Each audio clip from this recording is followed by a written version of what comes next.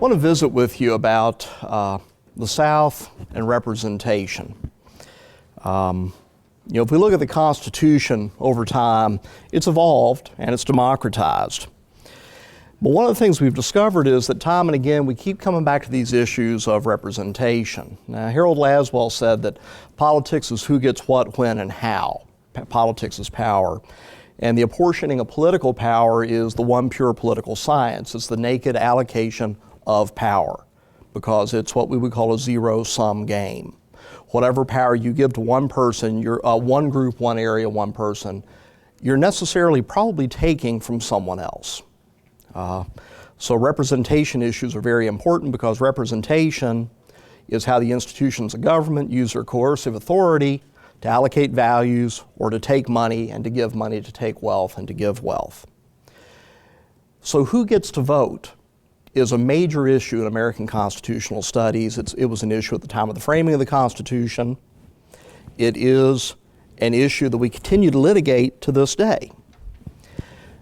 Now, the funny thing about the American Constitution is that it is a nuanced document, and there's a great deal of finesse in it, in that a lot of issues were finessed. And representation, the allocation of power, is one of these.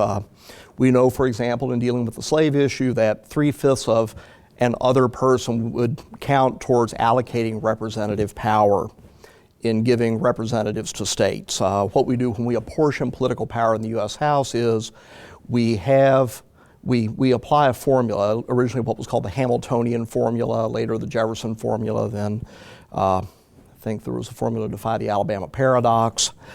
But these formulas are designed to assure that all states are getting seats in roughly the same proportion based upon their population. That a state with 5 million people will have twice as many representatives as a state with 2.5 million people, for example. The Constitution, generally speaking, and Congress have generally done a good job of apportioning that power. But the issue of who votes and how power gets apportioned inside a state has been the basis of a great deal of contention and a great deal of litigation. The Constitution finesses the voting issue by saying, quite simply, those individuals who are qualified to vote for the more numerous chamber in a state's legislature shall be qualified to vote for the House of Representatives. So they kick it to the states to say, based upon how you qualify people to vote, these are the people that shall be qualified to vote. Now, a series of amendments to the Constitution have created parameters around which states cannot refuse the franchise. So you can't deny the vote to anybody over the age of 18 who is a citizen. You cannot deny the vote to anyone on the basis of race, creed, color, national origin, or sex. You can deny the vote to a citizen, but you don't necessarily. You can deny the vote to a non-citizen, but you don't necessarily have to deny the vote to a non-citizen. You can deny the vote to a citizen if they're a felon, the 14th Amendment. So there are a set of rules the states have to follow, many of which arise from the reframing of the Constitution between 1865 and 1870. But if we look at voting, and we look at the origin of the debate over voting, we actually have to go back to my favorite founder, Thomas Jefferson. Okay. It's a fun thing about being a Southern Democrat. You get to hear all these grand names kicked around. You have your Jefferson and Jackson dinners and all this stuff. And I've always liked Jefferson because Jefferson was an inveterate tinkerer. He liked to take things apart and put them back together. And he was one of the first North Americans to discover statistics. He was an early practitioner of playing with data. But Jefferson, you have to pity Jefferson, this genius creator, architect, furniture designer, author of the Declaration, governor of Virginia, congressman, president, vice president, secretary of state, ambassador to Paris, missed his two great opportunities to shape governing documents. He completely missed the opportunity to shape his state's constitution and the federal constitution in 1787. When Virginia met to put together their constitution under the supervision of George Mason, Jefferson was in Philadelphia working on the Declaration. Now, he sent notes and correspondence along, but they did not arrive in time. When we framed the Constitution in 1787 in Philadelphia, Jefferson again is out of place. Mr. Jefferson is in Paris and cannot attend, and sends along notes and correspondence, but they do not arrive in time to influence Mr. Madison and Mr. Franklin and Mr. Washington. But Jefferson had ideas about voting and about representation, and they're kind of intriguing. I want to talk with you about those for just a minute. Corresponding with the state of Virginia in 1776, Jefferson had suggestions about who should be eligible to vote in Virginia. And he applied what I call an acreage and sanity model of suffrage.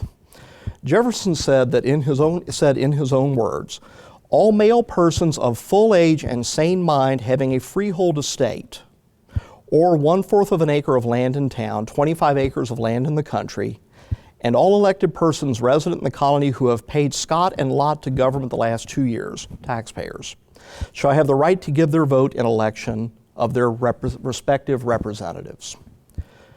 So Jefferson saw voting as being strictly qualified. It was a privilege. It was tied to property. It was tied to aspects of responsibility to the community. This is Jefferson in 1776. Now, he proposed this qualification to Mr. Madison and Mr. Mason back in Williamsburg, and they took a different approach, arguing that those who are qualified to vote ought to be free, have sufficient evidence of permanent common interest with an attachment to the community, have the right to suffrage, and cannot be taxed or deprived of their property for public uses without their own consent. So they use a more vague definition of the vote. Now, what's peculiar is if you look at this term, evidence of permanent common interest, attachment to their community, we see the foundation of one of the Jim Crow qualifications to vote, the good character test. That an individual to be qualified to vote will not only be a property owner, but will be testified to as being of good character and interested in the representative interest of the community. Now, Jefferson later, between his time in Congress and his time in Paris, wrote again to try and change the approach to voting in Virginia. As governor, he advanced to the legislature the notion that the electorate should not just include freeholders, but also any man who mustered for militia service in the most recent war. So Jefferson, in addition to his acreage and sanity argument, also argued for what we would call blood suffrage, that if an individual had fought for freedom, regardless of whether they were a freeholder or a tax holder, this should qualify them and earn them the right to vote. So we have Jefferson arguing for vote as a privilege, but also a privilege that can be expanded based upon expressions or evidence of commitment to the larger community. Now, Jefferson would not succeed in this effort initially either, but over time, what we see is the systematic expansion of suffrage in the United States to encompass individuals of these sorts. An individual who joins the electorate is assumed to be part of the militia, is assumed to be part of the grand jury of the community, eligible to serve in those roles of a citizen to help govern his community. Now, Jefferson, in arguing for this broadened representation approach, in a way foreshadows a Jacksonian approach to defining the electorate, defining the citizen. The man with his gun walking into the wilderness, bringing behind him his civilization, fighting to establish that in the interest of those values. But Jefferson also had thoughts on apportioning political power. In his original letters of 1776, one thing Mr. Jefferson did is he argued that what we ought to do when we apportion political power in Virginia is we ought to allocate representation into the counties or into the townships based upon their population.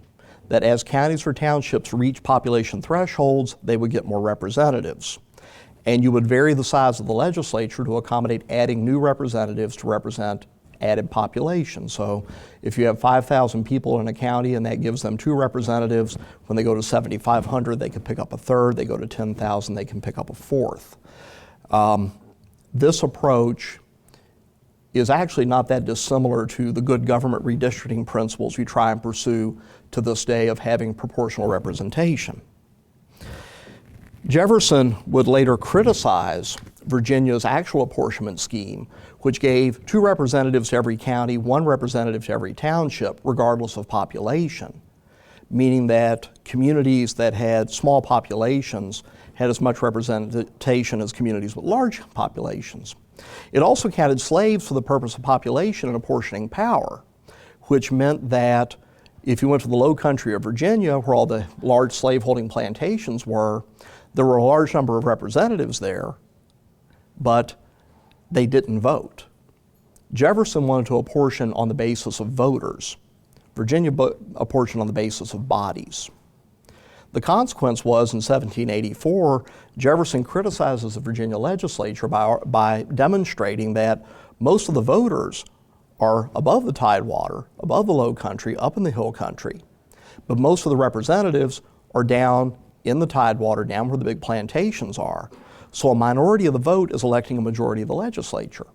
Worth noting, these are politically different constituencies. In voting for the ratification of the Constitution, consistently, it was the slaveholding counties that were more likely to send pro-Constitution delegates than the high country areas of the southern states and also of New York State, because there was more concern for having an explicit Bill of Rights attached to the Constitution coming out of the Highland voters, coming out of the frontiersmen and the people in the backwoods.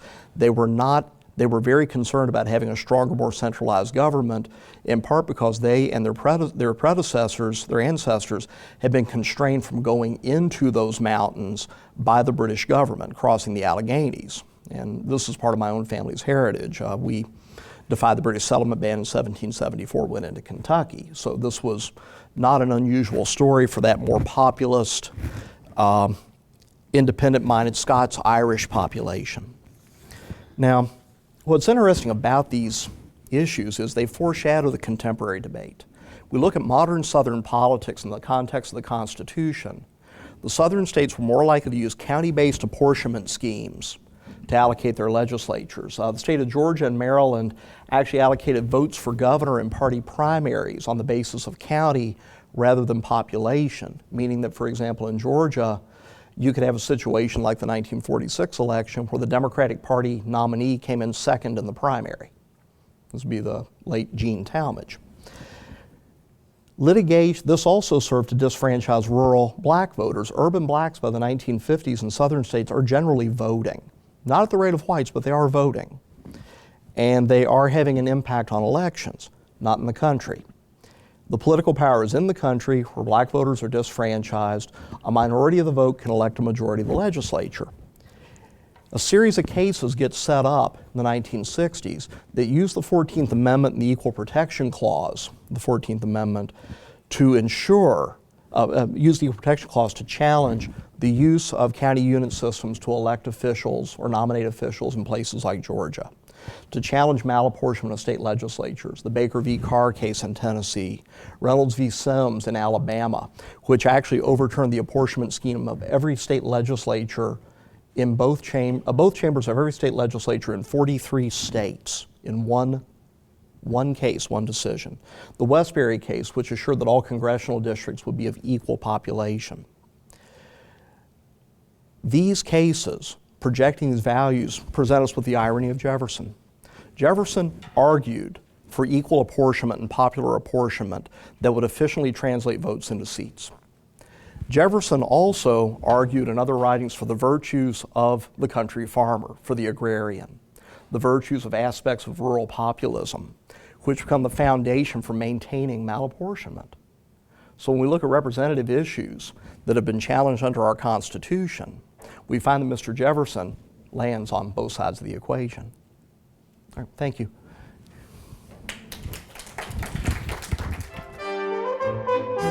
Freedom 101 is made possible by generous support from the University of Oklahoma Alumni Association.